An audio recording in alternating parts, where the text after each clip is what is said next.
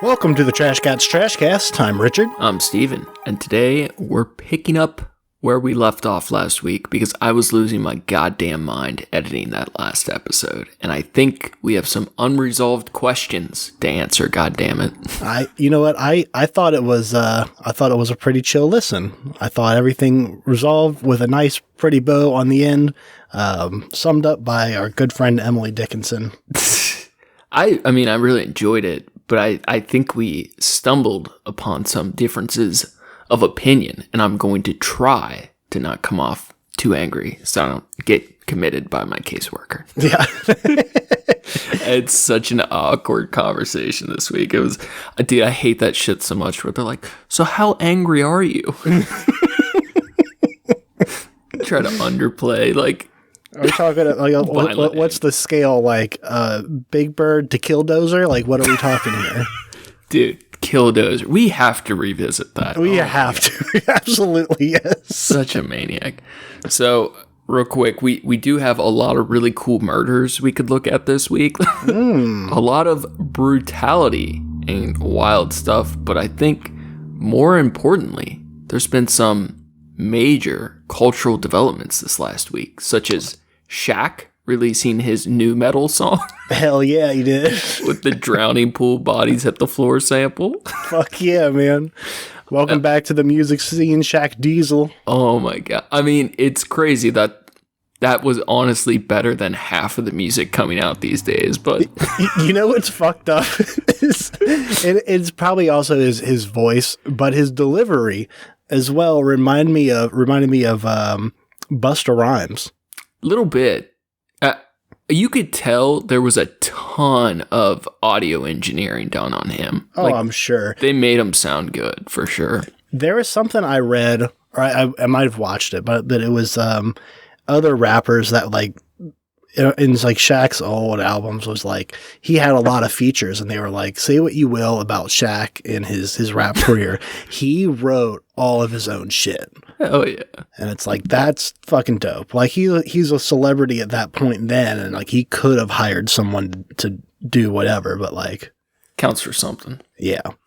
And then also Giuliani was finally caught selling pardons. That's going to be really interesting how that shakes out, even though they've known that for a long time, but it's finally coming to a head. Isn't he also on trial for or he's being sued for sexual assault or something? There's another sex abuse civil suit by people that worked for him, and I believe some women that didn't work for him, so that he has multiple sex abuse civil cases that are also beginning. But supposedly the people have known that Trump and him had been selling these pardons. Like towards the end of his term in office, they were selling all kinds of them. But supposedly they have proof now that they were selling for approximately $2 million, and Trump would take $1 million, Giuliani would take $1 million, and they have proof of that now, supposedly. Damn. Allegedly supposed. So yeah, he's facing potential criminal charges for that.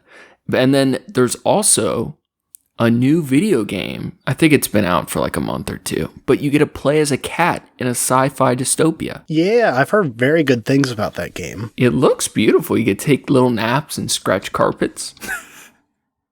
Looks really fun. Sounds pretty fucking cool. Stray is what it's called. Yeah, I'm probably going to... That's one I would never actually play, but I will probably enjoy watching Sarah play, you know? Yeah, I'm sure. But first, let's get to the more important matters, such as ourselves. Yeah. How was your week? What's most important here? Us. I am doing good. I think my depression has finally been cured. Oh, nice. Yeah, I know, exactly. I did some housework the other day. That was pretty cool.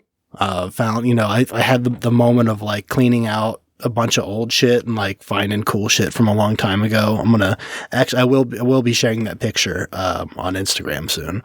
Did you look at all those photographs? Did you have a Nickelback moment? I did have a Nickelback moment. Those are good. Actually, I found a one of those collage kind of like frame things where like you're supposed to put in like a bunch of pictures or whatever.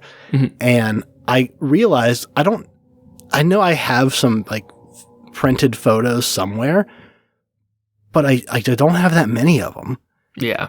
It's like, I don't know what the fuck I'm going to put in this. I guess, like family pictures, I guess, but like, I need to get some. It's the classic problem of the modern male. Yeah.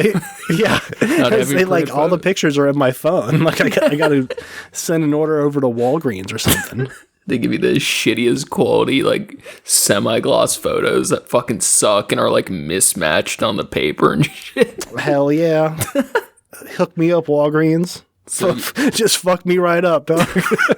So normally, for me to work out of depression, I have to use amphetamines or heavy stimulants. What was the trick?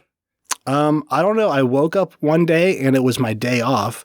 It was a sudden kind of out of nowhere day off, and I realized I could rest today and it would feel good. Things might be okay. Yeah. But if I clean my house and like get all my shit together, then I will rest easier in the coming days and weeks. Well, Jordan Peterson always says, you have to make your bed and get your house in order. So yeah, Jordan Peterson can go fuck himself. Dr. Jordy? Yeah, Jordy LaForge. Jordy the Game Peterson. I'm not gonna confuse in people's heads Jordy LaForge and Jordan Peterson. I have no idea who that is. Jordy LaForge is a Star Trek character played by the guy who hosted Reading Rainbow. Boy.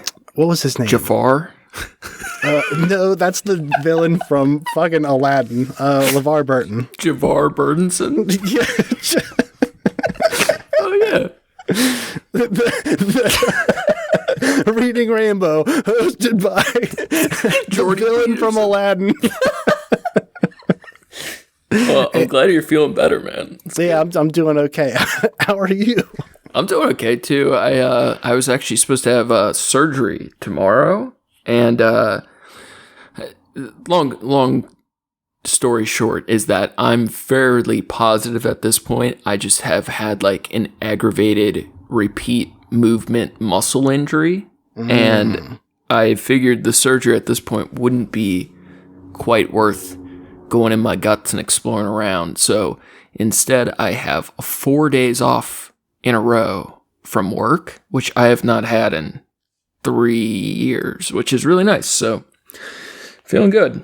Yeah, that's pretty fucking wild, man. You're company man now. Yeah, it's just schedule surgeries and then don't go through with them to get time off work. Hell yeah. Pro tip. Yeah. So doing all right. Just working on art and this podcast stuff. We had a really good month with the podcast, so it's been cool, and just trying to write, which hasn't been going great, but just, staying in my head and out of my head as much as possible. How's that novel coming?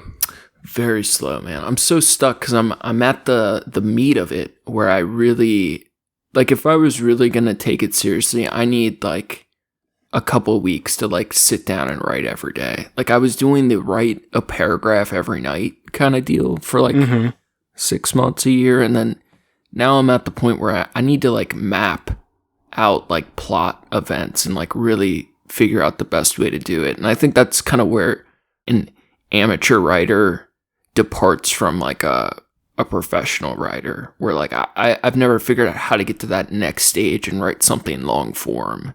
And I really would have to buckle down, Yeah. But I'm not giving up on it. I definitely want to grind through it, but it's it's simmering on the back burner, trying to figure out where to take this sarcastic, sadistic character, Yeah. I've been considering, I'm going to be getting into it eventually. I hope I follow through with it. Writing some things of my own. I'm working on I have a little nebulous idea for a D&D campaign setting. I've never wanted to DM before, but I had a thought, and I don't want to share it because what I have is like the ending. So that's like, where you're supposed to start with writing. Like that is.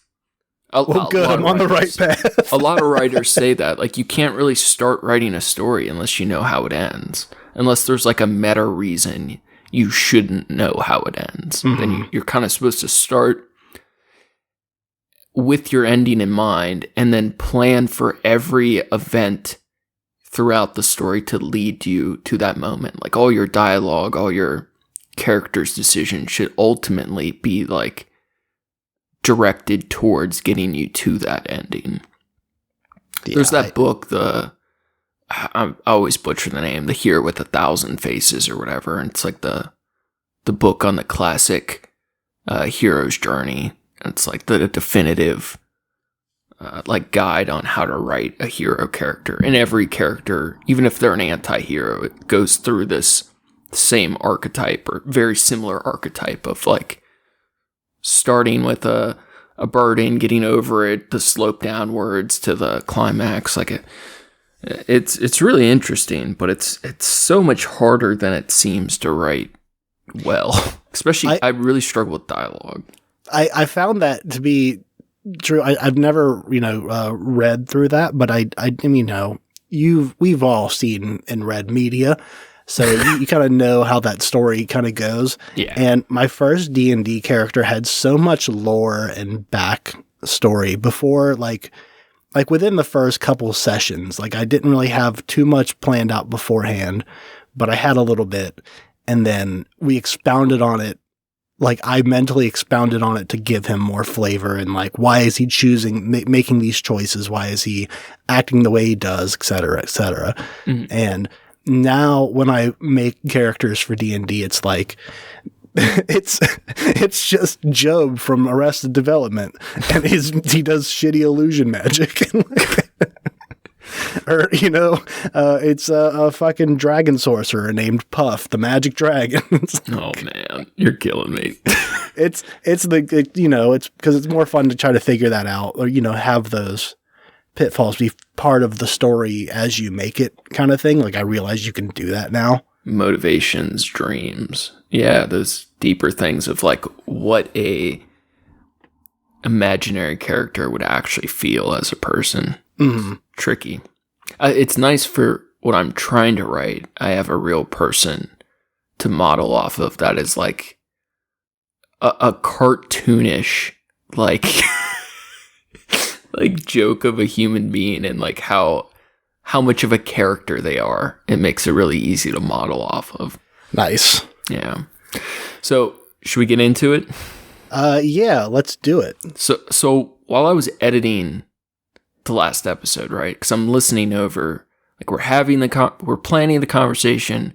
That one was kind of like off the cuff, but we're planning conversations, then we're having them, and then I'm often editing them, or always editing them. But then depending on like how intriguing it was to me, and it's normally the more difficult conversations, I'm often listening to it again.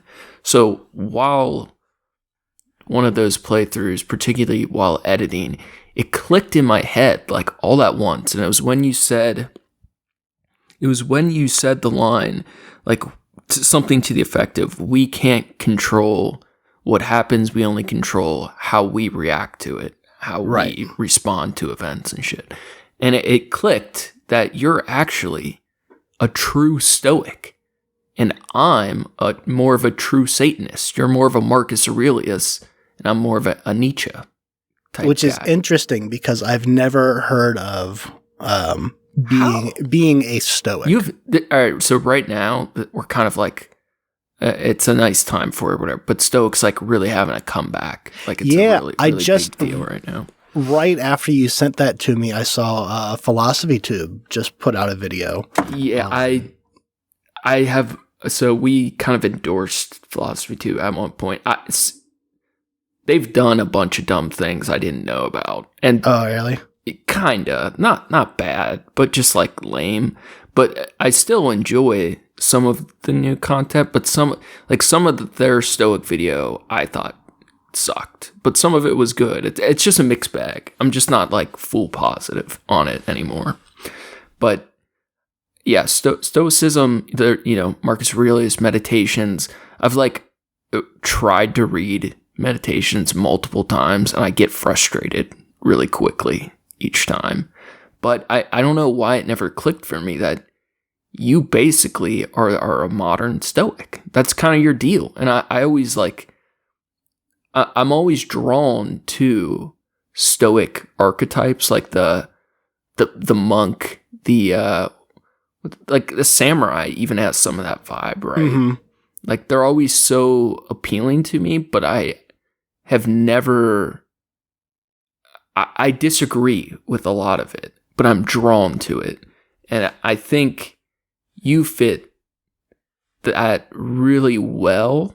And I definitely deviate into more like Nietzsche Satanism realm. It's interesting you bring up the samurai, because actually part of when I was coming around to the idea of the dirtball thing, part of that was during a time when I was really into the like ancient Japanese thing of like traditional stuff. Mostly I was looking at like diet.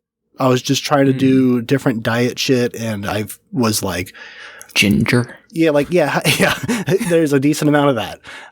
Like, what do I like, just to try to mix it up to give myself something interesting to like eat on a regular basis. Mm-hmm. And I got into a lot of like historical stuff and looking more into samurai shit, which I've always been a fan of, and like always like loved the beauty of the armor and some of the ritual stuff. But like, absolutely, one of the things I learned was they have, like, to be a samurai, you have to be like, okay, like accept your own death. Yeah. As you're alive. You have to like walk around with an acceptance of like you could die any minute. Yeah. And like I don't live like that per se, but that got me into thinking like more of the like how insignificant you are to the grand scheme, that like you could be wiped off immediately kind of thing. So I just thought that was interesting you brought that up, because I never really paired the two together like that until you said that. I think that's why we have such a good yin-yang, because I feel like I'm just the opposite side of the coin. While I may be super drawn to Stoicism and the philosophies that go with that, like the idea of like having a strict code of honor, a Bushido code, and not letting things phase you, only reacting, and it's really tempting to me, but I think I hate it, and that I want, on the other side of the coin, I want the infinite power. Even like I think it's almost the same thing, like the same path, but it diverges. So we've talked a lot about Satanist theory or LaVeyan Satanism, and I think we haven't talked much on Stoicism, and it feels like this is so clearly something you would be drawn to. So I think we have to touch on it a bit today, and then I can prove why it's wrong. Leave it to Steven to set up an elaborate plan just to prove that he's right. I think it's really just a different on approach. Like, I have a seppuku tattoo. I'd probably saying that wrong, but it's right. You just Americanized the shit out of it. Yeah, seppuku. And the guy is writing in blood, death before dishonor, and it's something I was like, I'm so drawn to that type of thinking. And then it's been years since I got that. Now fuck death before dishonor, fuck honor, fuck stoicism, and I want to aggressively react to things. I want to passionately oppose things. I don't want to be the water that moves around the rocks. I want to be the rock that shatters the water. So I think it's really just a difference in personality and an opinion on approach. Just like I've used this example before, like just how some people are like, oh, Malcolm X was terrible because he was too violent, or MLK wasn't as effective because he was too passive. I think it's just an approach thing. Like, you need both ends of the spectrum. You need passive peacefulness, and you need aggressive assertiveness, or whatever. It's the balance. Yeah, exactly. So do you want to kick us off getting into it? We're not going to go too deep into this, but I think it's some cool ideas to play with, and then we can kind of see how it all shakes out with us. For sure. Stoicism was one of the dominant philosophical systems of the Hellenistic period. The name derives from a known porch in Athens, decorated with mural paintings, where the first generation of Stoic philosophers congregated and lectured. The school of thought founded there long outlived the physical Athenian porch and notably enjoyed continued popularity in the Roman period and beyond. This entry introduces the main doctrines and arguments of the three parts of Stoic philosophy: physics, logic, and ethics, emphasizing their interlocking structure. Some say the Stoics believe that the meaning or purpose of life is the pursuit of wisdom. Alongside Aristotelian ethics, the Stoic tradition forms one of the major founding approaches to virtue ethics. The Stoics are especially known for teaching that virtue is the only good for human beings, and that external things such as health, wealth, and pleasure are not good or bad in themselves, but have value as material for virtue to act upon. Many Stoics, such as Seneca and Epictetus, emphasize that Epictetus. Epictetus emphasized that because, quote, virtue is sufficient for happiness, a sage would be emotionally resilient to misfortune. The Stoics also held that certain destructive emotions resulted from errors of judgment, and they believed people should aim to maintain a will that is in accordance with nature. Because of this, the Stoics thought the best indication of an individual's philosophy was not what a person said, but how the person behaved. To live a good life, one had to understand the rules of the natural order, since they believed everything was rooted in nature, wisdom, and virtue, first and foremost, rather than seeking pleasure or tranquility. Quote, philosophy does not promise to secure anything external for man. Otherwise, it would be admitting something that lies beyond its proper subject matter. For as the material of the carpenter is wood, and that of the statuary is bronze, so the subject matter of the art of living is each person's own life. End quote, from Epictetus. The Stoics provided a unified account of the world, constructed from ideals of logic, physics, and naturalistic ethics. Of these, they emphasized ethics as the main focus of human knowledge, though their logical theories were of more interest for later philosophers. Stoicism teaches the development of self-control and fortitude as a means of overcoming destructive emotions. The philosophy holds that becoming a clear and unbiased thinker allows one to understand the universal reason. Stoicism's primary aspect involves improving the individual's ethical and moral well-being. Quote, virtue consists in a will that is in agreement with nature. This principle also applies to the realm of interpersonal relationships. Quote, to be free from anger, envy, and jealousy, and to accept even slaves as equals of other men, because all men alike are products of nature. The Stoic ethic espouses a deterministic perspective. In regard to those who lack Stoic virtue, Corinthians once opined that a wicked man is, quote, like a dog tied to a cart and compelled to go wherever it goes. A Stoic of virtue, by contrast, would amend his will to suit the world and remain. In the words of Epictetus, quote, sick and yet happy, in peril and yet happy, dying and yet happy, in exile and happy, in disgrace and happy, end quote. Thus positing a completely autonomous individual will, and at the same time a universe that is a rigidly deterministic single whole. This viewpoint was later described as classical pantheism. So, real quick, there's a ton of other stuff that goes into Stoicism. Logos is really big, the universal reason. There's also ideas of like energy transference and all kinds of other stuff. And I think a lot of Stoicism gets kind of modernized or manipulated to only hold the best parts of it. Like the idea of being fortified and stoic in nature and only react to the things you control. All those parts I think kind of is the distilled stuff, but there is a ton of other bullshit. But I think at its most pure, you fit that archetype or strive to fit a lot of the archetypes of Stoicism. Yeah, I mean, it's philosophy, not religion, right? So like, Yeah. all of that, the extra bullshit, Sure, like you can sum that up to the lack of, information about the universe and the world back then.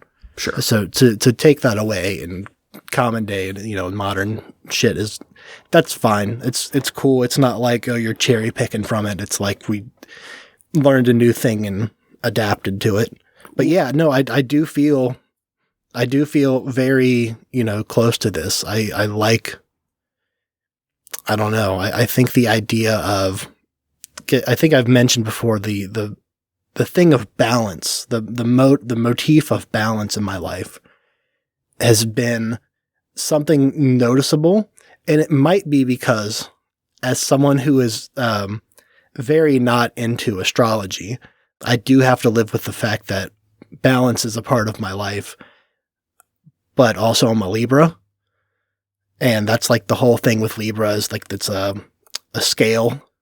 You're the losing symbol. me. You're losing me. No, I'm saying like, I feel like despite knowing that, it does make me mad that it's like, am I admitting that astrology is right by admitting that that balance is such an important thing in my life, such a thing that I've noticed. Like, it's a thing for you. Exactly. Yeah. But it's funny to me. I think it's, I gotcha. Yeah. I think a lot of the things that I would see as more specific to you is that to some extent there's virtue in nature, or that nature is virtuous and that virtue is sufficient for happiness, that a feast is enough, that destructive emotions often result from errors of judgment, and that we are meant to be very in control of our reactions and actions to others or outside things. Mm-hmm. I definitely relate to the destructive emotions thing. I had my angry dickhead chef arc where I would yell at the servers and, other people I worked with. But I had to come to Jesus one day with my front of house manager and was like, hey, like, I think they even said, like, I know they fucked up this and like I know they made mistakes, but you cannot be yelling at these girls like this. You cannot be yelling at these people, these servers. I mean, that's really good advice. Yeah, exactly. I was a fucking young asshole, and sure, I was the only person in my kitchen that had any kitchen experience. Yeah, I'm sure you're stressed to the max.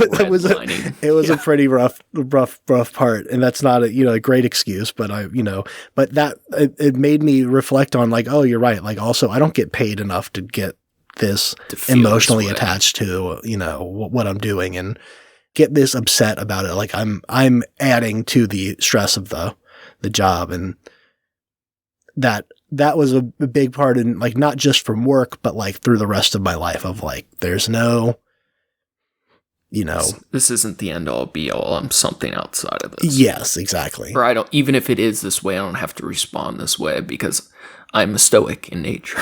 Yes, exactly. That's exactly what I thought. So what I would argue, though, is that stoicism would be antithetical to Satanist theory, that they can't be held simultaneously. If you're going by the book, I guess. Sure. Even then, I don't know that that's entirely true. Because I feel like even in the Satanic Bible, they talked about, treat everyone with respect and treat everyone with, sure, give everyone the proper chance. Like if they act upon you, then you act back upon them. Don't treat them how you want to be treated. Treat them how they treat you. Here's my one question that I feel like will demonstrate my point, and is it probably a bigger difference between us. If, as the Satanic Bible says, if someone smacks you across the face, do you feel you should retaliate 10,000-fold? So yes and no. The feeling for sure is there. I can't really speak to it because it's not like a thing. Do you believe someone who transgresses you that you should, like, I know you're not a pushover. It's not like you're just going to let someone infinitely steal from you, right? Yeah. But I don't think you have that fire. Like, I think of stoicism as pure marble, and for a long time my deal was like, the world is shit, we should be fire and marble. And I think Satanism might be like it has a little marble, but it's mostly fire, right? Mm-hmm. But I think you lean towards the marble route. I don't think you wouldn't want to retaliate 10,000-fold. Yeah. So I mean, like, here's the thing too: is while you were saying that, I just had this thought of like, what is a transgression? Like, the difference of what I perceive to be a transgression and what you do are probably also very different. Sure. Like, from my own personal experience, there's only been a couple, like a small, like literally like 2 or 3 times I can even think of in the past, in my adult life, that I feel like someone's gone out of their way to try to fuck me over. Mm-hmm. And most of the time, you're right. Like, the thought crosses my head, but it's the feeling of like, they've got bigger shit going on that I am not involved with. Like, if this is the way that they're reacting, then like I feel pity, I guess, which could be insulting, I guess, to them. Yeah, I think even at its most pure, stoicism might push for even that pity shouldn't be felt, that almost nothing should. But I think pity opposed to retaliation is very stoic. I will say for sure, I make more decisions based on logic than I do from emotional reaction.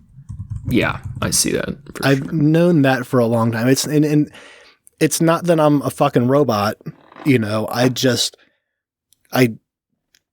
think a lot more about my actions, I think, and the repercussion of before acting upon my thoughts and emotions. So, how about this? How can I give my criticisms, and I think they will dovetail with our conversations from the last episode. Please, and yes. You can respond.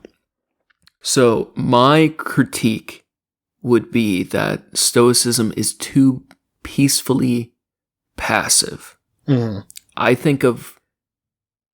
I believe being a god, or feeling that you are the god of your own existence, life, world, whatever, that core fundamental belief in Satanism is that gods shouldn't be limited to reacting. They're also meant to create, and I think the part that gets forgotten a lot is they're also meant to destroy. And the part I really get frustrated with any form of like monkish thought of the idea that all problems should be solved through meditation, and definitely the concepts of Stoicism, is that I believe we are meant to aggressively seek to destroy the things that we find unvirtuously, instead of just patiently watching them fester. I think the idea of just like reacting stoically opposed to rooting out evil, I think that's a problem. Mm-hmm. I don't disagree with you. You know, you got the whole, damn it, I don't want to misquote it. Silence is violence. Yeah, sure. You know, not speaking up, not acting is just as bad as doing it. So that's what I feel. I feel like if I was a Stoic, right? I'm very like fiery, spicy. Mm. If I was to go full, if I was to go full Stoic mode, I feel like I wouldn't be voicing the things that bother me enough, or I wouldn't be appropriately angry at the things I feel myself and others should be. Mm-hmm. You know, I just had a thought related to your last point of, so transgressions against myself. I don't have that many, but I do, and even when I do have those, it's met more with I'll move on. It's not a big deal.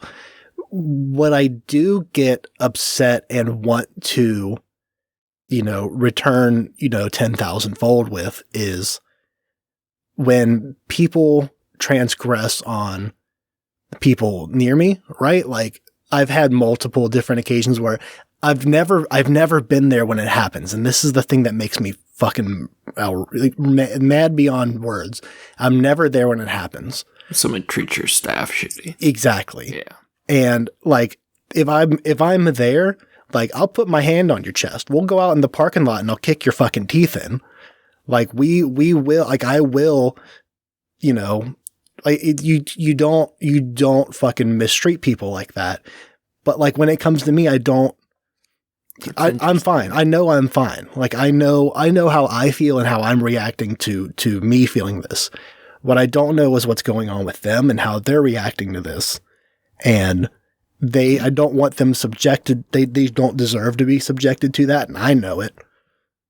You're to some extent, you must feel like a protector at heart then. Somewhat, I guess. That's definitely not a word I would ever. It has like connotations of like justice. Yeah. But you would, if you had the choice, you would spare someone else a transgression before you would yourself. Yeah. Yeah. It's interesting.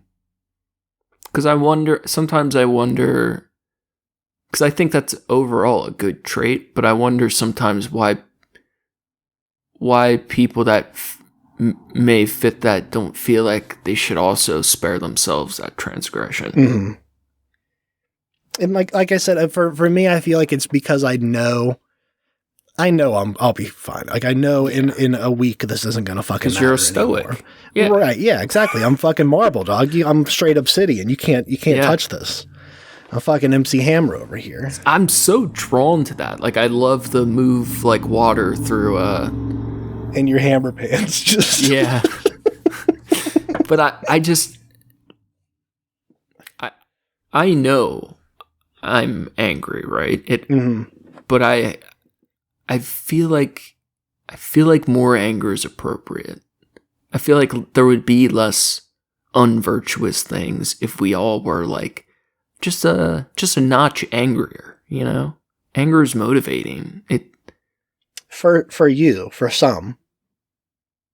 Yeah, too much anger is often unproductive. I think there's a lot of people that don't know how to channel that anger into a force of encouragement and motivation. I think that's, for a lot of people, it's such a negative emotion that they overreact in a negative way. Yeah. In a harmful way, either to themselves or others. Whether it's, they say hurtful things or they do hurtful things, but I think for a lot of people I don't know the stats on it. I would bet that's probably a majority of people get that reaction from anger.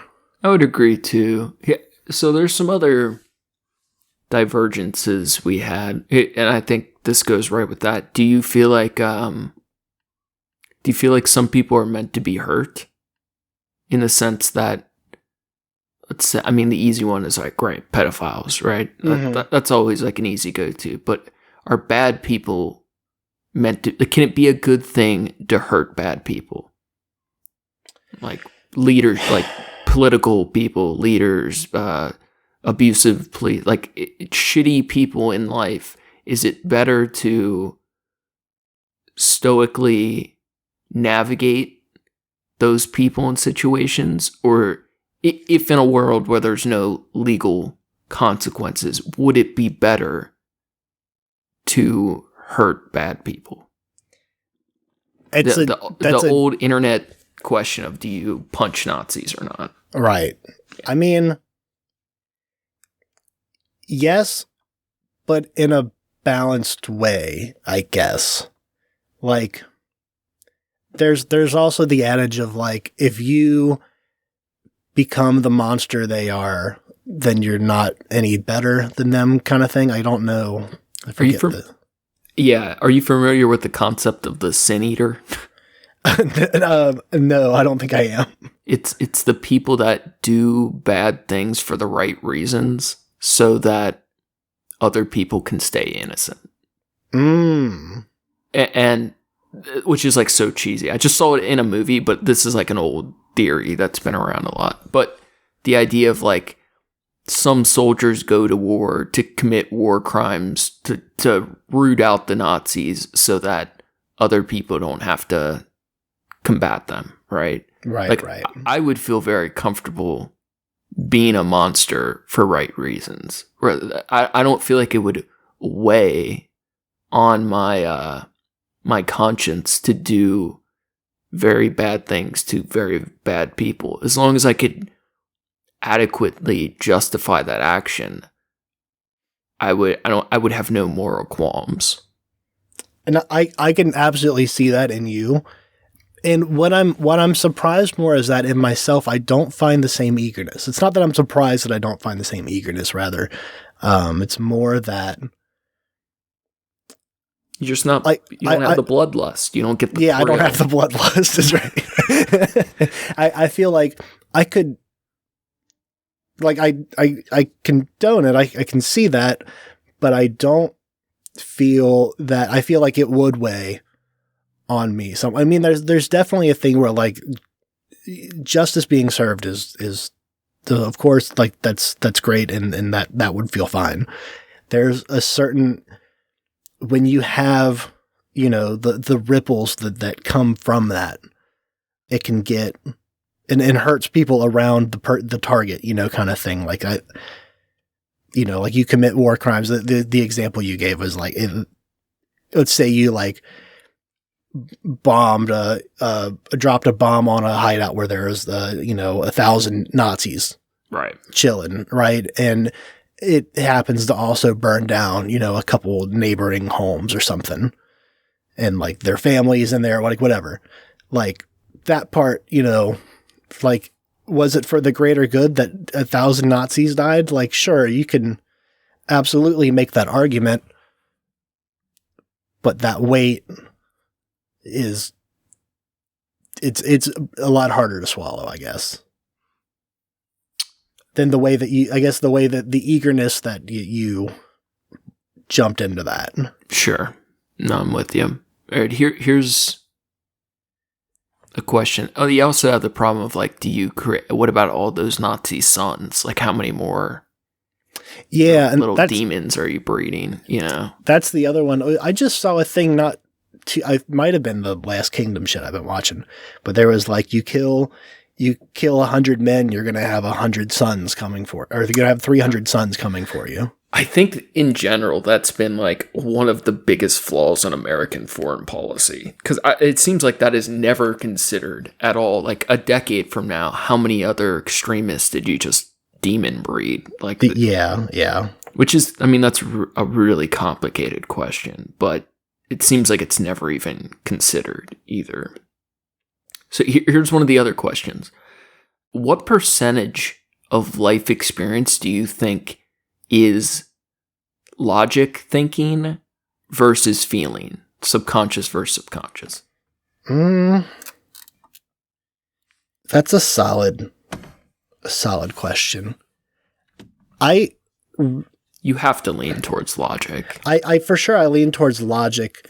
The percentage, though, I don't know. I would like to think it's, 55 thinking, 45 feeling, but in reality, I feel like I've had to teach myself how to like live in the moment kind of thing. Like I kind of started doing it a little bit. Like one of the shittiest jobs I ever had in my life a few years ago, I was working so much that I really didn't have time to do anything but like just sleep and eat outside of work.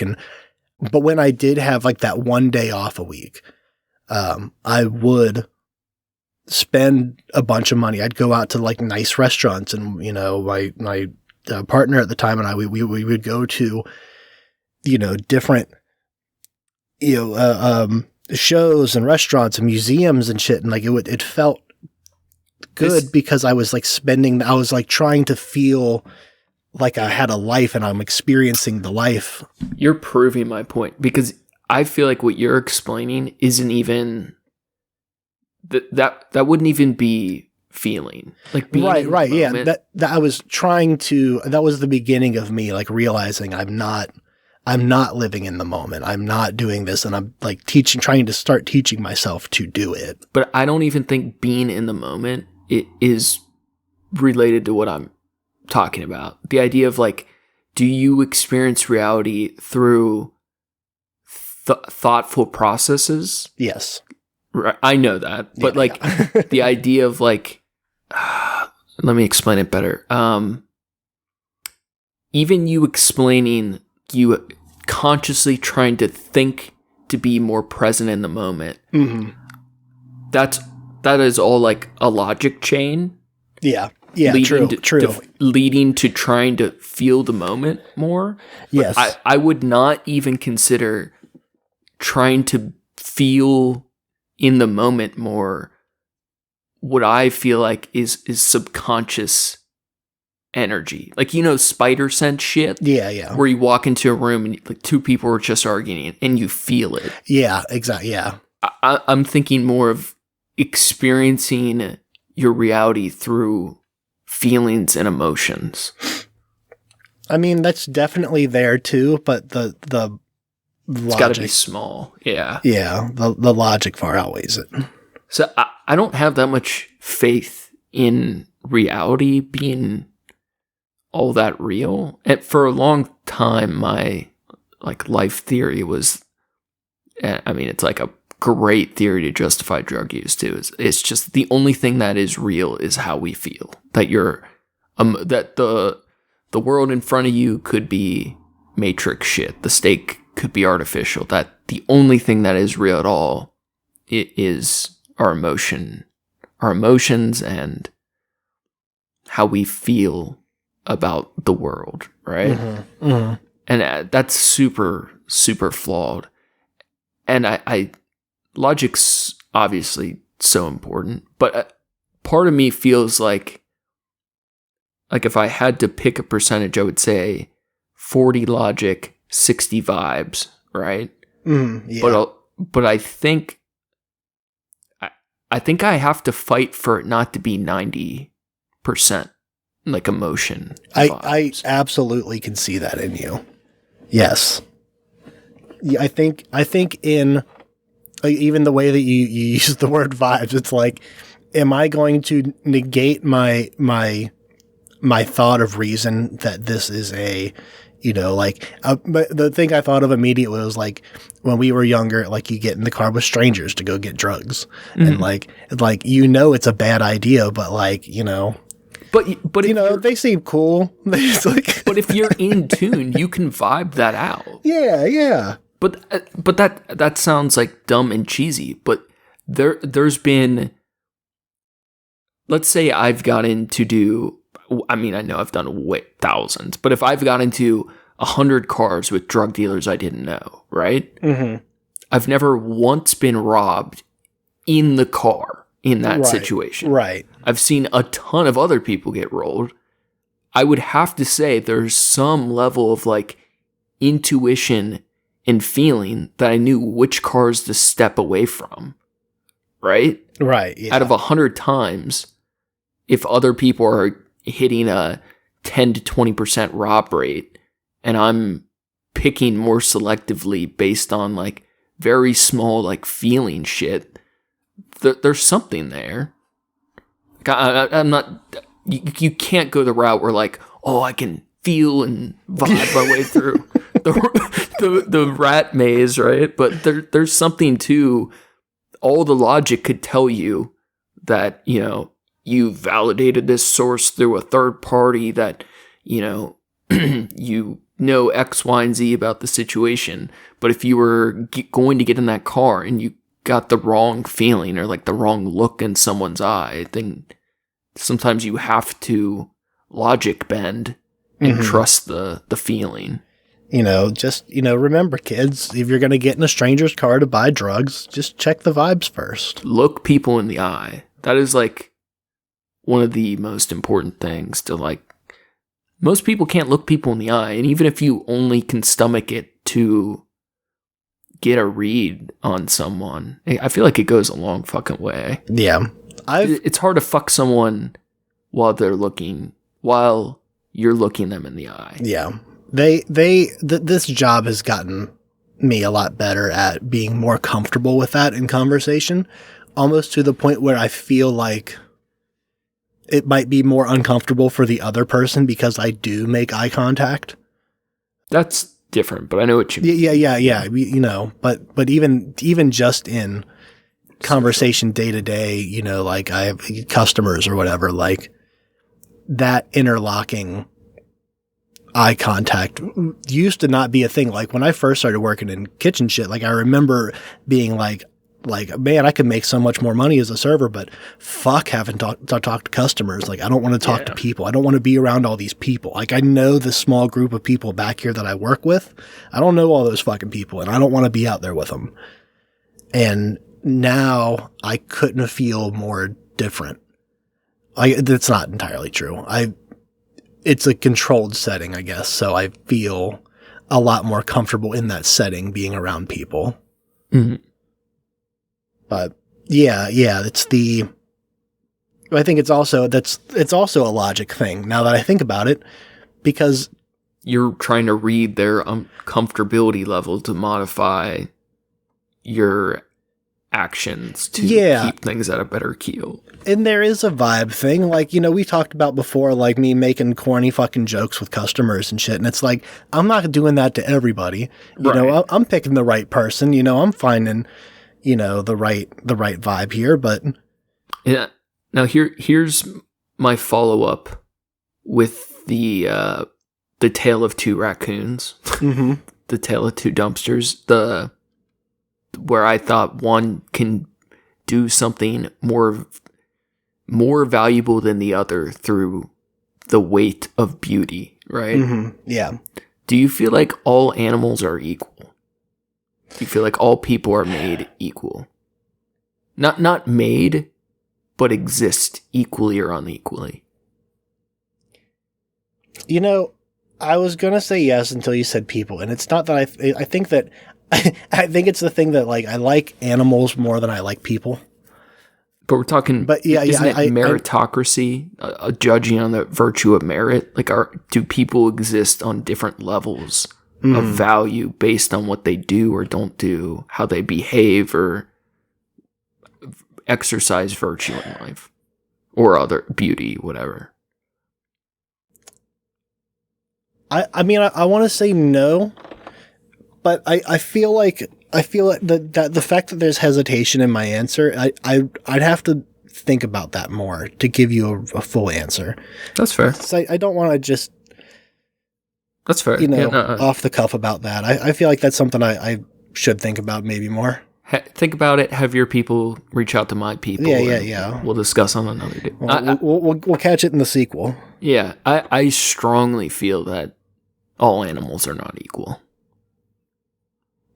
I mean, you know, I can definitely, you know, like, because where do you stop with animals with, like, or plankton worth people, the same as... It's the George, isn't it the Orwell thing? Or Animal House? Yeah. Yeah. Like, it's like, to me, the idea of judging someone based on the color of their skin, right? Mm-hmm. There's tons of people that could use that thinking to justify great evils, right? That's like classic Hitler shit. But I would find that extremely trivial. But I think judging people on what they do, what they made, how they existed, what they believe in, I think is severely undervalued. I think those things do dictate what a person is worth, what their value is. And that doesn't mean like you don't have like baseline respects of life or whatever, but it does mean I can judge people differently on who they are. And I think when everyone is equal all the time, no matter what, I think that's bad. I think there is that, but I feel like that hits downfalls when you start to think of what it's perception based. So like the impact that someone has on a community is going to be different than the impact they have on, a small handful of people closest to them. That person's merit, even if they don't, whatever, provide to, the rest of society anything worthwhile, or, I don't know. I'm trying to like. I guess it all depends not on what build a merits villain, you but judge. Yeah, exactly. It's there's a lot of perception and force thing upon that, because even like to judge someone by their actions, sure, but I don't think that has to do so much with their merit. I don't think a person's behavior dictates what they're worth. I don't think it's that cut and dry. I think to say it like that is a disservice. I think there's more to. I don't have the answer right away, but that feels hollow to me. That someone's actions is, because I'm also, so I've been going through this myself of like, I put so much worth into so much of my self-worth into my productiveness and my actions. And I'm trying to slowly get myself to not do that, because I feel happier and I feel more mentally well when I don't do that to myself. So that also brings into the context of, well, what other actions, like if what I'm doing, the things that I do don't contribute to my self-worth, where does that end? Where does that stop and end? I think there's gradient there that I'm not there yet. I don't know. Well, we could easily go to the more extreme, polarizing questions, but I feel like, as you are prone to do. I am, but I feel like this should have a more gentle one. Let's take the example of a guy who, they're not doing anything violent or exceptionally cruel, but they're just an asshole. They just treat everyone in their lives with a little bit of disrespect, and they're very rude to everyone in their life constantly. Mm-hmm. I would feel like they have a lesser value than the baseline human. And that in a perfect world where all other things are equal, or that we could accurately judge people based on that value, ideally they would have,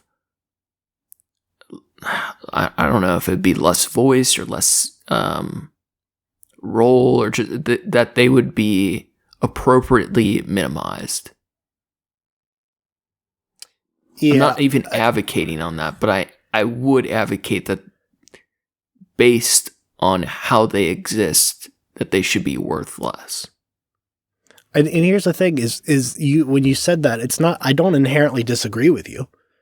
But you don't feel that. But I can't explain why. I can't explain. I don't have the backup on why. It's not something that I've spent enough time thinking about. My instinctual response to that would be is that that is either just empathy or it is a dissonance because of empathy. Mm-hmm. I'm not sure. I guess it almost is like case specific, but it feels like only reason people wouldn't feel that way is because they have an overarching empathy for this imaginary person despite their imaginary bad actions. Yeah, exactly. You're like, hey, you might be having a bad day. He could have good reason. Right. Turn this around.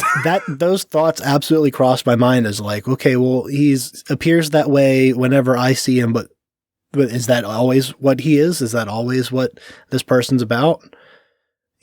So. You know what my thought is? And I can like feel those thoughts in the background, but my initial thought is, yo, fuck this dude. Well, yeah, exactly. Yeah. That's the one. Is like, yeah, fuck that guy.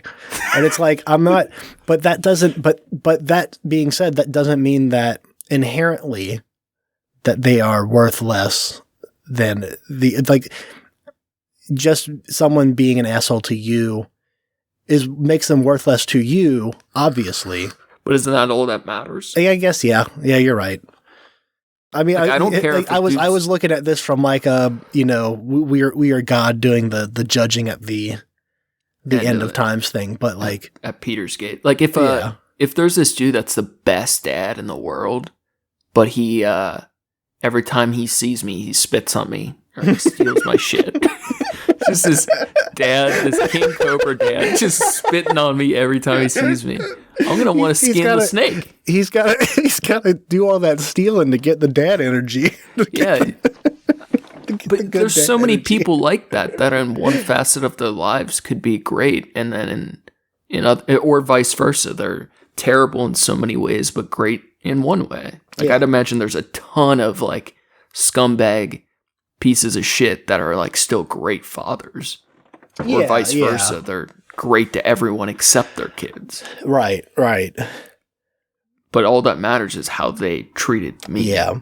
I say definitely the individual thing. Like I 100% feel the Satanism thing of like treat others how they treat you. Like if someone else treats you with disrespect, like always give someone the, the benefit of the doubt. You give them the chance, and like you treat people with respect and kindness, and be fair and whatever. And then if they are shitty to you, then you can even make that choice to like if it's someone you see on a regular basis, someone you work with, whatever, then you have to like interact with this person again. You can even give them another chance. Like maybe they're going through some shit, maybe that's not all them. Like you don't have to be, full on turn the other cheek shit, but like you can try to, give them a second chance. And I think bring them in the fold. Yeah. And if they continue to be, disrespectful to you, continue to be shitty, then like, yeah, you just don't fuck that person. Fuck that guy. You don't need to be, respectful back because you're being the bigger person. Just like, fuck that guy. He didn't earn it. I don't want us to like necessarily, or I hope it doesn't sound like we're belaboring. Or you over labor? Is that belaboring? Yeah, I think so. Yes. I hope we're not over belaboring. I think belaboring means like beating around the bush. I don't think so. Like you're to belabor. Now we have to know. Labor. I don't want to like over drill, but I think since we agree on so many things, I think it's interesting exploring where we differ. And I feel like our last conversation drew a lot of that out, and I feel like now we're kind of hammering out some of those. Yeah, for sure. It was a fun listen. It was a fun thing to record, and that's what's most important is that we had a good time discussing it. And I feel like it was infuriating for me to listen to that. I'm sure. And just not even in like I so much disagree with how you approach or feel about things, but I'm more just like emotionally I feel so different. And I more and more I talked to John a little bit after we recorded and I re-listened, and I was talking to him a little, and I feel like there's just such an ocean between me and even people like you who like I'm so close to and agree with on so many things. It still feels like I'm still really far away on a lot of things from a lot of people, even if it's just emotionally, not even on like, even if it's something we agreed on or our approach is just different. I emotionally feel like really strongly about a lot of things while like simultaneously not feeling that much. I don't know. It confuses me. Let me ask you a question, and we don't need to get into the nitty-gritty and details, but do you feel like that, and I'm sure it's probably a little column A, a little column B, do you feel like that's more of a like biological thing or like a, kind of set in genetic thing or whatever? Or do you think that's more from the nurture over nature, I guess, would be the question. Like experiences in your life that have led you to feel that way? Or do you think that regardless of what you've experienced in your life, that you would probably come out feeling at least somewhat like that? I think like the nihilism and like a lot of apathy is like really biological. Yeah, like, yeah. From nature. But I often feel like my memory is so shitty in so many ways, but my emotional memory is really strong in the sense that I will never like emotionally forget how certain people or situations made me feel. Where like I might forget all of the details of what even happened or what was said or not said or how a thing went down, but I remember how everything in my life has felt, and I feel like other people are very eager or quick to forget how things felt for them. And I think by comparison, it allows me to access a lot of forgotten fuel in ways that I feel like a lot of my feelings are emotionally justified, and a lot of other people should be, and they're not. Like that they forgot something or didn't figure out how they're supposed to feel, and that they're starting over too fresh. I have a cat interrupting me. She finally arrived. I went to the bathroom earlier and the light was off, and she was just laying, purring on the bathroom floor mat for no reason in the dark by herself. I have I'm sorry, I completely started to disregard what you were talking about before and started to talk about cat stuff. They do that. Yeah, we do that. But emotional memory. Do you feel like... Yeah. I feel like everyone else forgets, and I'm like the sole orator of the record of feelings felt. No, I feel like I definitely feel like I have that. I maybe not on the same thing as you. I feel like I try to remember details. I feel like also, since we did an episode where we talked about memory and like how fragile it is and how it's, largely corruptible by your own brain, I feel like I've tried to narrow in on the feeling of things more. Because that is a more like visceral. Yeah, it's a much more valid way to remember things. And I feel like I don't get... It's easier for me to remember details like how something made me feel than the details of why.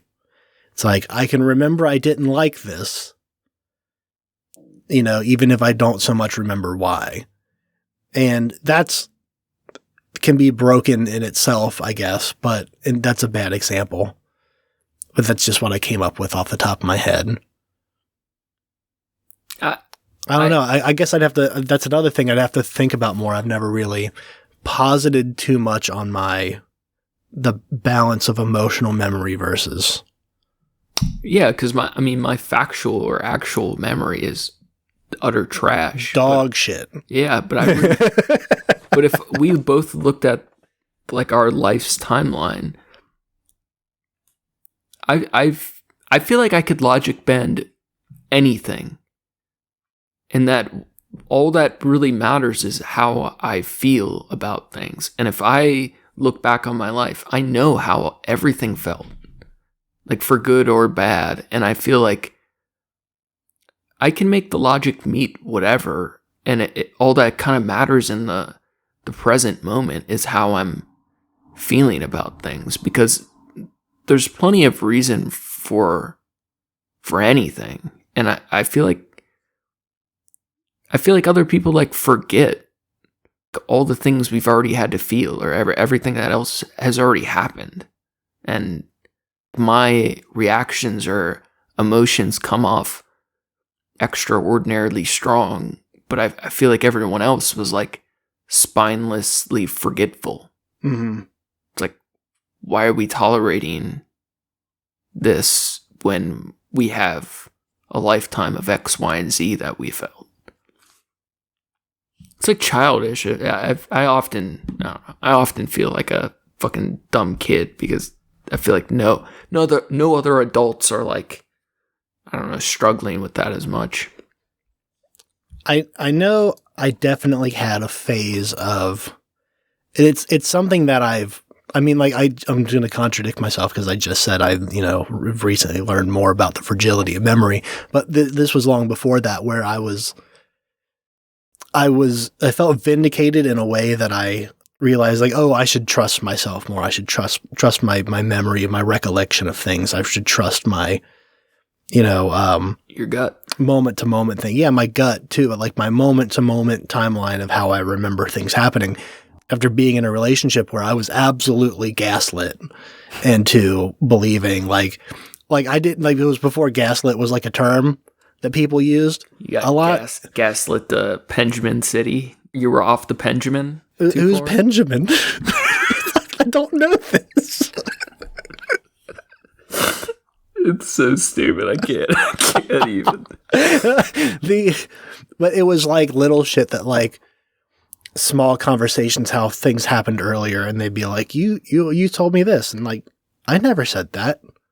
Like, yeah, you did. You said this earlier. Like, why would I say that? I didn't. Like, well, you did. It's like little shit like that, just all the time though, or like you did this, it's emotional betrayal. Yeah, little shit like that. And it was like, to the point where I was like, am I losing my mind, or are they disorienting? Yeah, absolutely.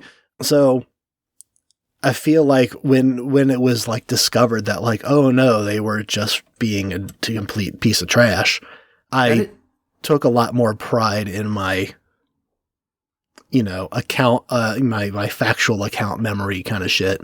That is a great example. Something like that where it's emotionally confusing, right? Yeah. I feel like if you try to logic through something that is inherently disorienting, it can cause for a lot of like stutter stepping or like time spent buffering to interpret. But my like, whether it's right or wrong, because depending on what the disorientation was, I could easily make mistakes, and I definitely have. But my like gut reaction to that is to like crush that 1,000 times over, to be like so infuriated I would lose it, or have to try to dissect it like right away, because I would be so fucking infuriated or just frustrated. Yeah, and I did. I did that multiple times, and it was like, it gets to the point where when it happens enough times that you're like, you feel tired, and you're like, I guess so. Like, I don't. You get tired of attrition. Of what was that? It's a war of attrition. Yeah, exactly. That's exactly what it is. I know what you mean. Yeah, it was like, and then you just kind of, but that payoff when you realize, oh, I should have never doubted myself, and like it's a shame that I did, but I'll never do it again. That's all you roll with the punches, and I don't know. Real quick, I gotta move this cat, and then do you want to, I think we kind of got to where I feel like was a good conclusion from last time. Do you want to get into some of these? We got some random questions that are like the fun, abstract, world-defining questions. It's from this streamer chick, Ayla, who does social research online. Mm-hmm. We kind of just took more of the more provocative questions about, I don't know, conscious thought or whatever. But we got some fun questions. You want to play with some of those? Yeah, for sure. All right, I'm going to piss and move a cat. Be right back.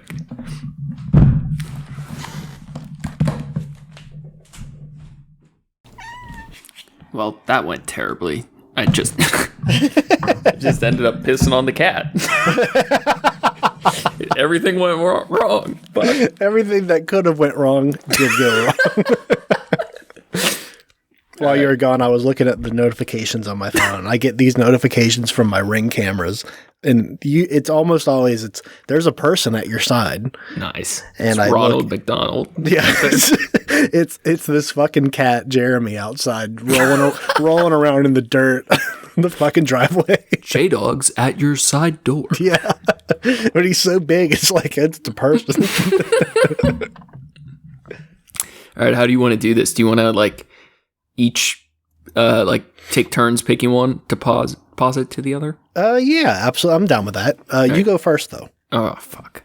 I did the first one earlier. Are some human lives worth more than others? Okay. What about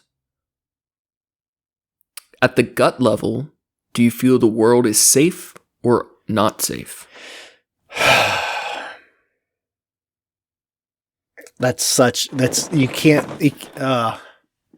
Instinct. This is not like you're feeling the it world out or where you're at. Just is life safe or not safe? At gut level. I know. It's like I want to say yes, but logically I feel like it's wrong. I'm sorry. I want to say no, but I don't know. I don't know. Because that's such a weird question because it's so dependent on so many factors of who you are and where you are. It's a feeling. Like, it's safe for me? Yeah. See, it is. That's what my answer is. The world is an unsafe place inherently, but I feel safe wherever I go. Yeah, that's fair. And it's not that I feel safe wherever I go, but I might be in fear. There's tons of places I've been where I'm in fear for my life, but I feel safe walking my feet on the ground. Dude, I walked around downtown Toronto when I lived there for like almost the entire full first 8 months I lived there. And just at nighttime when it'd be 2-3 o'clock in the morning and I'm walking around going home from a friend's house with knife in my pocket, hand on the grip to release the blade, ready. Ain't nobody fucking with me. Ain't nobody gonna come up and try to mug me and shit. I'm not playing that. And then I would see young, college age women just jogging with headphones in. I know. Past me, and it's what am I? Crime doesn't happen here. It's dude, Toronto downtown is suffering right now. I've heard that. Yeah, I've heard they're having some issues. You know what? When I was there, they had more shootings there in that year than they had in the past 5 years combined. Yeah, and the first two were Young Jeezy was in concert. Young Jeezy was there and a shooting broke out, or a shootout broke out. And then the second one was some gang shit happening in the fucking mall food court. Oh, that's classy. Yeah. It was damn, dog, fucking Eaton Center Mall. I'm pretty sure, have you ever seen the video online of the guy standing at the fucking mall door and he's like, "Why are you closed? Why are you closed? The people of Toronto want to shop. Oh my goodness. Why are you closed?" Funny. I'm pretty sure that's when that happened. We need to shop. Yeah. Give us the reason. You know what? Those people that stampede stores on Christmas, I'm happy for every single person that dies. But by being trampled. You signed up for this. This is the reason you came out Thanksgiving evening. I'll make the exception that I don't necessarily want any children trampled to death, but any adult with a clear mind, I'm glad they died. I wish they were stampeded by a crowd of bulls. Yeah. Fuck them. What fucking loser idiots. For a fucking loser. For a fucking TV. For a pair of shoes. Get the fuck out of here. Yeah. It's good they're gone. On to the next, your question. It's just the one that my cursor happened to be on.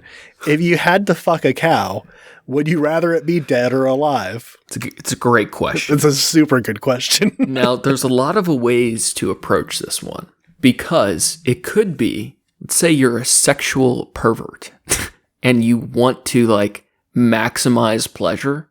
Mm-hmm. That could be your angle for answering. Or let's say you're a vegan and you want to minimize the suffering of a quote unquote lesser being. Mm-hmm. Then you wouldn't want them to feel the pain. So there's a lot of ways to approach. Yeah. And I'm being very vague about my answer. Yes, you should. If I had to fuck a cow, I would...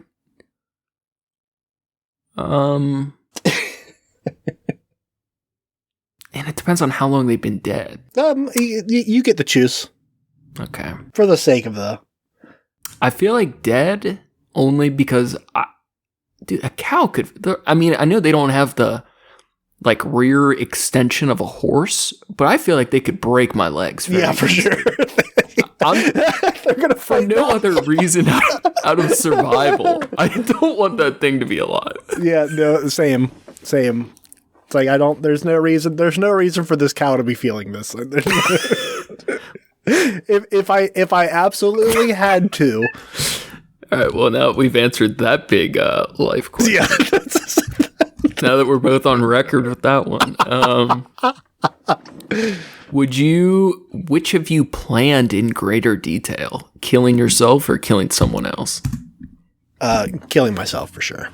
You've never planned a murder? I've definitely thought of it. You've done a little plotting, a little scheming, a little Home Alone 2-ing? It was one of those like... you hear all the stories of these serial killers that like how they get rid of the bodies. And that's always been the fascinating thing for me is like, how do they get away with it for so long? What do they do with it all?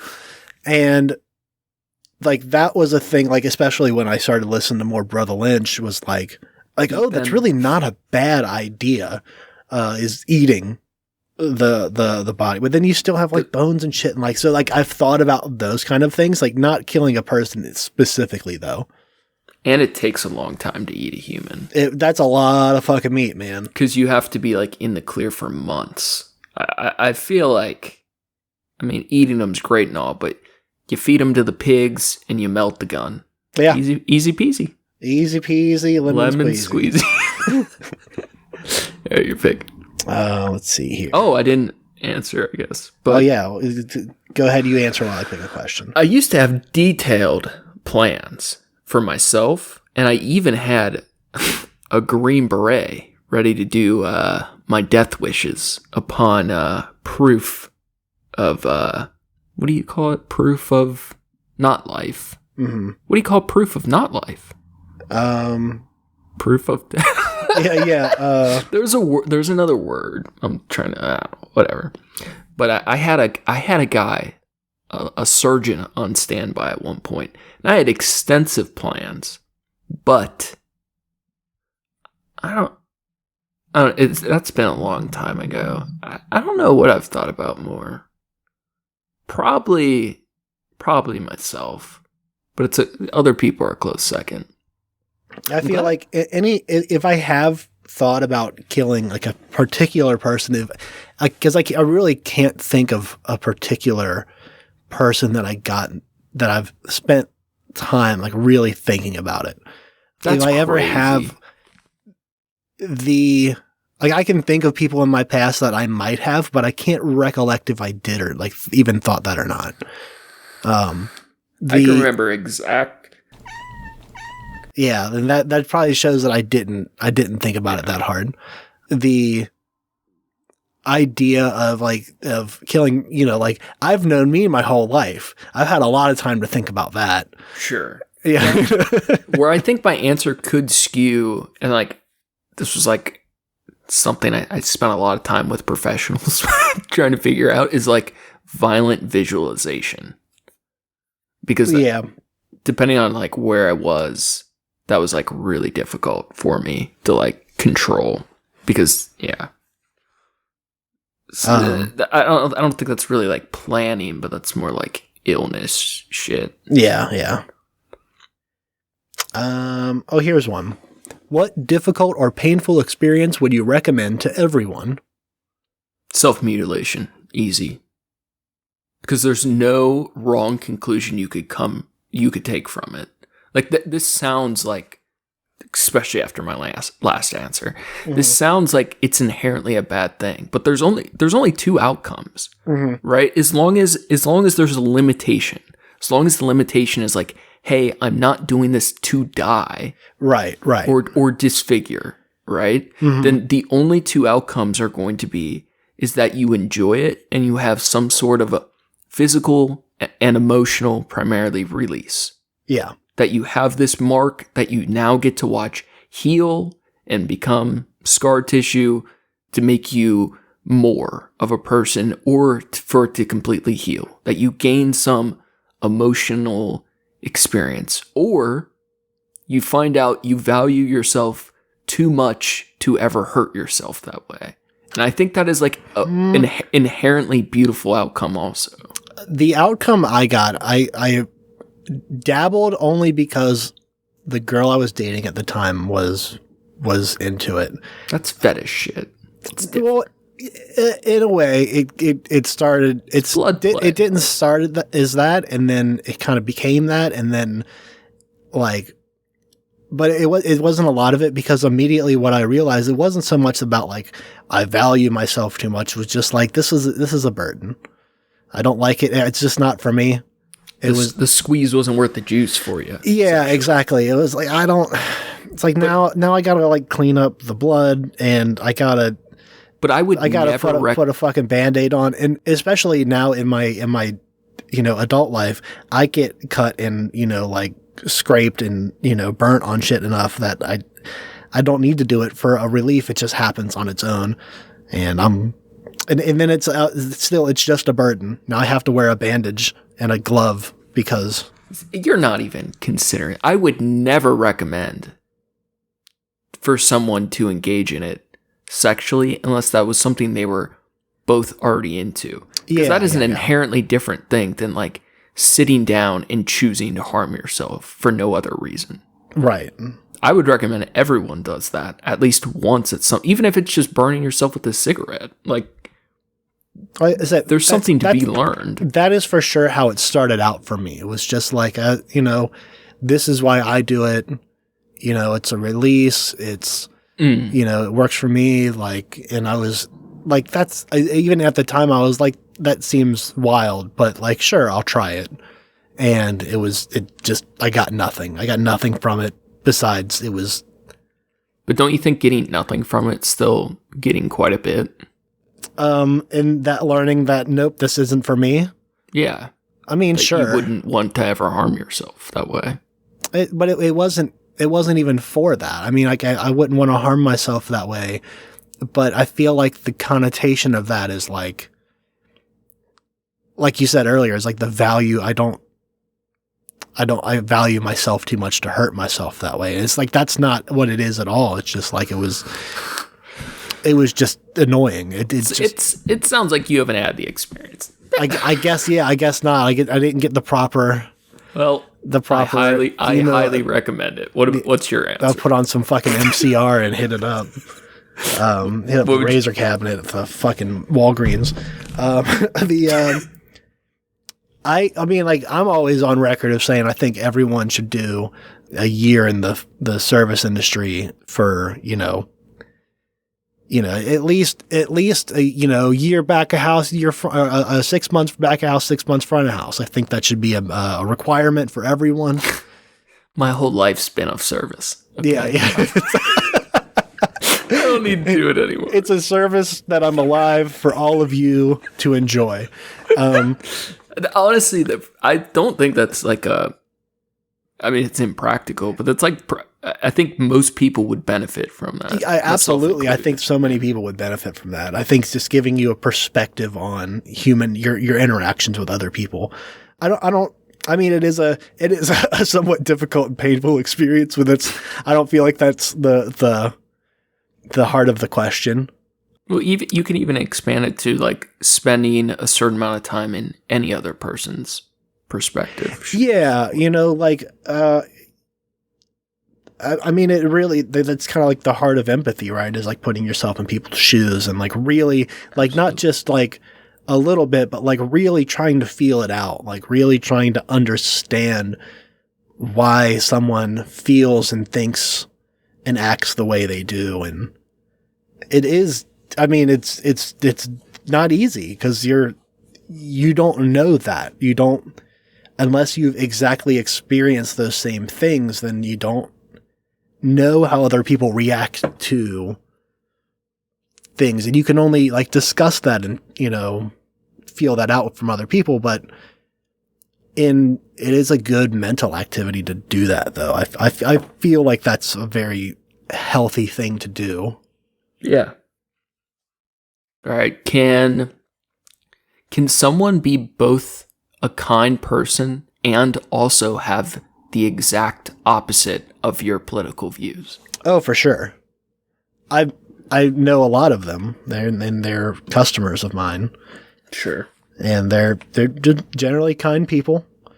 And I had one of them not that long ago came in and just out of nowhere was talking about how there's people out front asking her to sign a petition for some liberal something or other, and right, and was going off about it, and then was like, "What? How's your week been?" And it's like, "All right." And I'm like, I can't sit here and get into politics with you. I work here. Now, here's the thing: is people that disagree with things we believe obviously can be kind. But I do think, depending on what the belief is, right? Yeah. Their kindness is irrelevant. Yeah, in that just because someone's kind doesn't mean they're not a piece of shit. Yeah, you get all the church going people that go into restaurants on Sunday after church and fucking scream at wait staff. That's just a known thing. It's just it happens. It's a huge concern among people who work Sunday shifts at restaurants. You'd ask any server, they'll tell you the fucking old church crowd people are fucking bastards. Definitely. All right. Do we each want to pick two more? Yeah, that sounds good. There's this one and there's another one that's kind of similar. If you could press a button that would make you feel deeply and permanently that everything was okay, would you? Assume that you'd remain functional in the world. Man, that's really hard because, I've spent so much of even this episode talking about how important anger and emotion in general is to me. But I think now I might not push that button for good reasons. Mm-hmm. But for most of my life, and the addict in me would be so very tempted to push it, I very well might. Like I could easily have taken the deal in the Matrix where you choose the fake steak.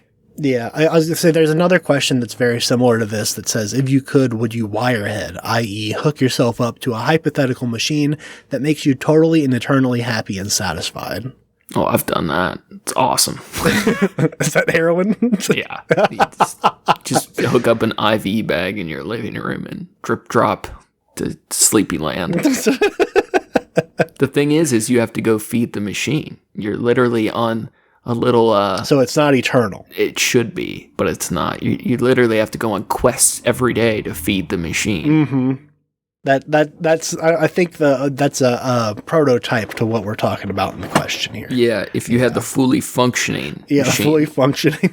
What would you do? The never-ending gobstopper of heroin. Yeah. What would you do? I don't think I would.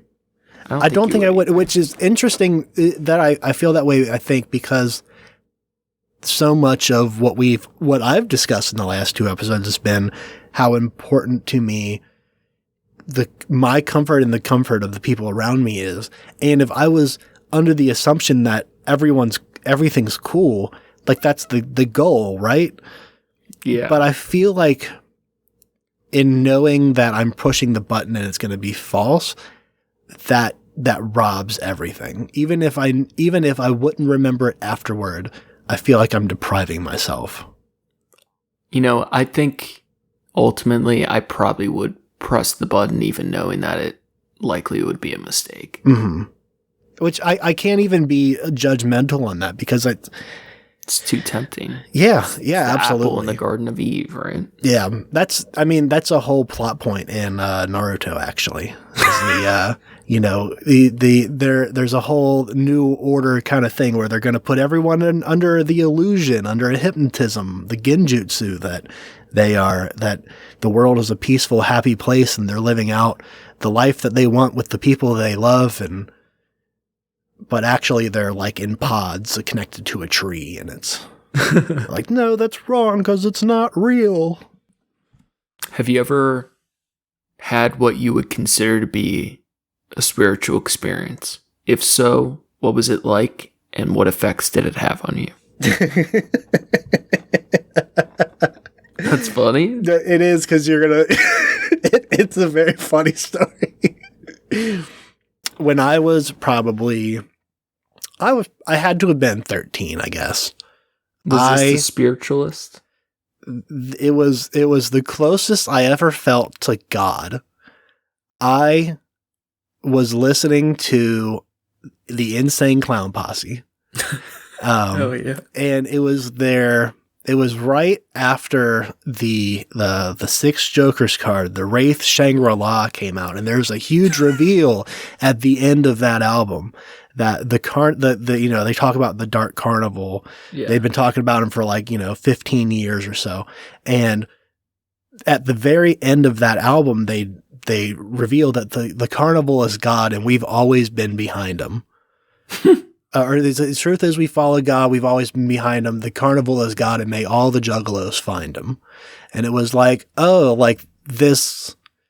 That can hit hard as a kid after you followed album after album. Yeah, and honestly, that I would say that album and the album that came after it, Hell's Pit, were the 2 best albums they've ever made. Just in production levels, quality of verses. It was just, to this day, I would back them up. I would back those albums up and say they're good rap albums.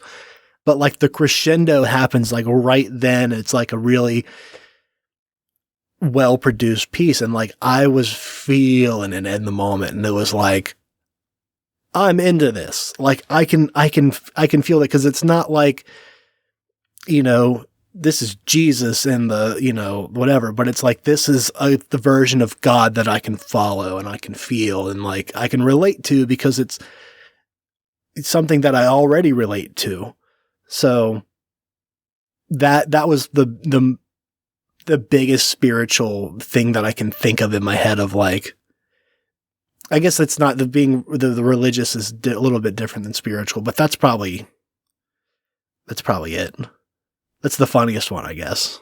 No, I remain skeptical about the quality of those albums. I very much understand what you mean, because I've had a ton of spiritual experiences, and a lot of them later in life were with music. I'm kind of, no drugs ever got you there?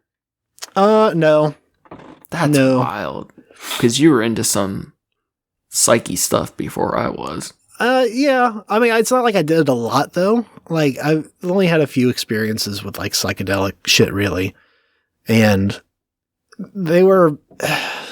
Never took a hero's dose and bonked out to Benjamin City?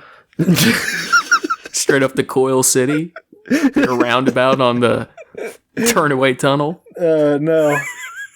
No, what there there is that story about driving by the Gorilla Glue factory that we've never told on the podcast before on purpose. I don't really remember it that well. I know it was funny, but I don't. Even my recollection of it's bad for certain reasons. And we can save that for another time. I'd rather. I just feel like it's probably not good for an audio medium. But maybe you remember something a lot more than I do. I mean, do you want me to tell it now? No, we'll get there. We'll get there one of these days. Yeah, I've had a ton of spiritual experiences. I mean, especially as a kid, growing up in a church where I like really believed. That was like huge, and that's why it was such a big betrayal later. And then drugs for sure. I've had quite a bit like dead sober, like meditative shit, like just understanding something that I didn't emotionally before, even like love, relationship stuff. I feel like I've had a ton of spiritual experiences, but I will say I've felt really dead spiritually for a long time now, where it doesn't feel like there's really going to be more of those moments for me. Mm-hmm. I feel like, because I also kind of feel that way, but I wouldn't say so much that I feel dead spiritually, but it's more that feeling is something else now. It feels more familiar. Yeah, there's like a nature kind of feeling that's there of like, I don't know, when things like work out in your favor, or like just kind of like chance odd kind of things, like those elicit that kind of feeling of like, oh, something like, I always joke like, oh, the gods are in our favor. It's like the gods are watching over us kind of thing, ironically, but that's probably the closest thing that I feel to that spiritualism now. Is it's kind of ironic and it's kind of funny, but I know what you mean. Yeah. It shouldn't, it just does sound sad, but I feel like I've changed, where like I used to feel those things a lot and I no longer feel them. A ton of that's like youth and innocence and like losing those things. Like I think you're supposed to have less of them as you get older into adulthood, but as the illusion fades. Yeah, but I don't think they're supposed to go away either. Right. And I definitely have some mourning of not feeling that. But you could argue though that because you don't have them as often, that would be meaningful. Yeah, they're more meaningful. But I don't have them at all, and I feel like the people that don't have them at all, it's normally for like serious or bad reasons, and then like the people that do have them sparingly as like midlife crisis shit. Yeah. Like I feel like my beliefs which I believe are extremely valid, but I'm in a place where I'm at odds with new spiritual experiences. Which honestly I think is good, but it sucks. Yeah. Like those, even if the spiritual experience is an ignorant experience, falsely believing the words of a liar on a pulpit, or taking a drug that gave you a temporary feeling of understanding that the next day or two you realize was just another high or whatever. Those things, even if they aren't real or they aren't valid, it feels good. Not having those feelings does suck. But I think for the most part, spiritual experiences are not a good thing. Feeling connected to other people or things like that definitely often qualify as spiritual experiences, but I think it is inherently not the same. I don't know. Final questions? Yeah. What do you think enlightenment is? I feel like what I think it is probably is probably not the best definition, but I think of it as like peace. Like feeling enlightenment to me would almost be like pure stoicism. And as like tempting as that is, and as much as I would like enlightenment or pure peace, it is also simultaneously not what I want. That's fair. What do you think it is? I don't think it's that much different than yours. I think that understanding. Yeah, an understanding of. I think more than an understanding, an acceptance. An acceptance of sorts of many things, but more so of yourself, I guess. Of your own place, your own abilities, inabilities. I think having that is in coming to terms with it is what I would consider enlightenment of I mean, if you could,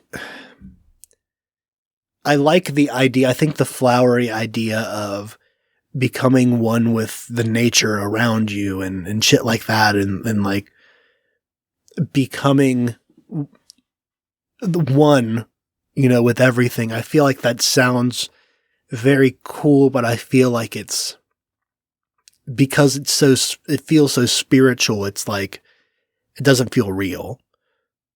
It not real enough that it is practical. I think the idea of like what we can obtain from life, if like we look at it, finding the if you can answer your own meaning to life thing, like like there's not a one answer. It's for every person has their own different answer. If you can find your answer that you're happy with, I feel like that's, if it's not enlightenment, it's at least a major step there. Yeah. All right, last one. You can make a designer baby. Would you rather optimize it primarily for intelligence or happiness/optimism? That's an extremely difficult question. Mostly because I see in my own flesh and blood, my niece, she is wise beyond her years. She is extremely intelligent. And she appears to be happy, but there is definitely something that I see in her that she knows too much about the world at her age. And it's extremely stressful. Mm-hmm. And I feel bad. It bothers me that she that she feels that way, that she knows what she knows at such a young age. But yet it makes me happy because I know that she will come to terms with it sooner and will be a stronger person long run because of it, is what I hope. Yeah. There is definitely truth in the, there's ignorance is bliss thing, I think. If you don't know about the problem, that there is a problem with something, then why would you be bothered by said problem? That being said, I feel like I would go for intelligence. Yeah. Yeah, first off, I would like to just take a second to appreciate that we're finally designing babies. I mean, right? That's so cool. Designer babies. This one's a Louis Vuitton.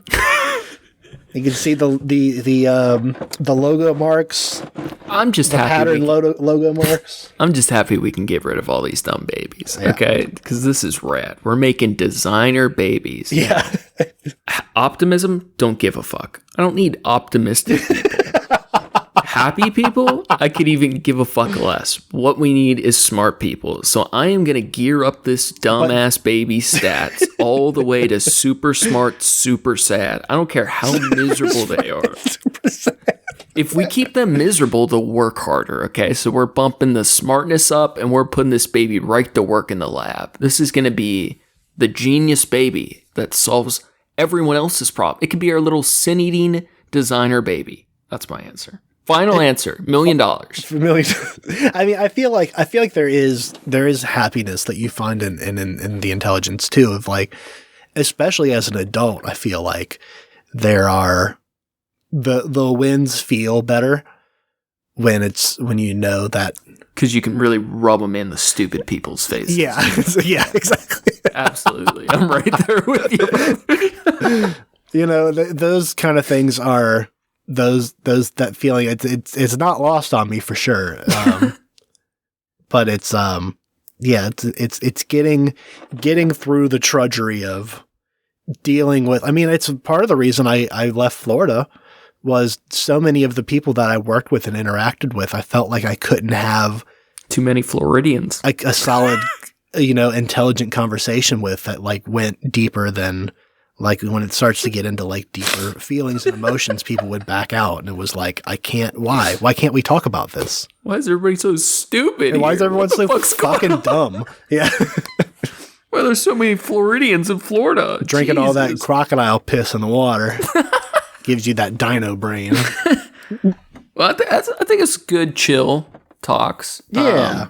We got some big stuff ahead. I don't want to say anything yet because we have a fluid schedule. Because I'm going to be gone for a week and we're juggling a couple things. I don't understand what the fuck happened or why, but I have no idea who listens to this podcast. But apparently, people have been, and it's super appreciated. We've always like really been opposed to like ads or shitty things of that nature. So if you guys can we need iTunes likes and just telling people. It's super appreciated.